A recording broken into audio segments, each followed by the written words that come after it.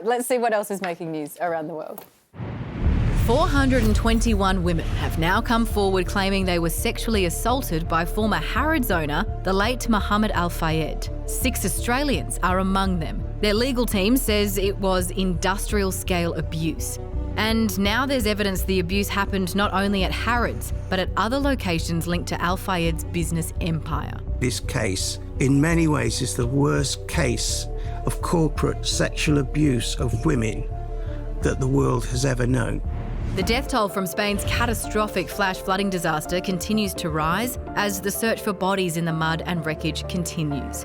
At least 158 people have been killed. Rushing water turned narrow streets into death traps, sweeping away everything in its path. The mammoth cleanup is also underway as 3 days of national mourning begins. And animal carer Mark Longo is pleading for help to get his squirrel Peanut back after the little guy was seized during a raid by armed New York State officials. Peanut's not your average squirrel. He was a rescue and Mark's turned him into a social media star.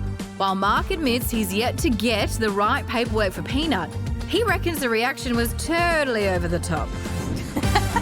So wait, the squirrel was confiscated and now he wants his squirrel back so he can keep the squirrel's TikTok going or whatever. I think so.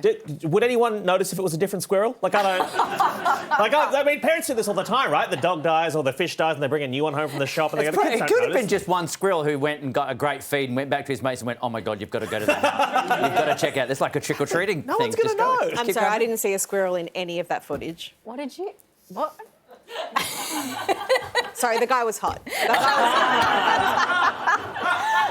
Took me a while. I was like, Susan, are you well? There was clearly a squirrel, Susie. What are you talking about? I thought maybe it's another Heidi Klum costume. It's brilliant. Lovely arms, lovely arms. We have to take a break, but we'll be right back. He did have great arms.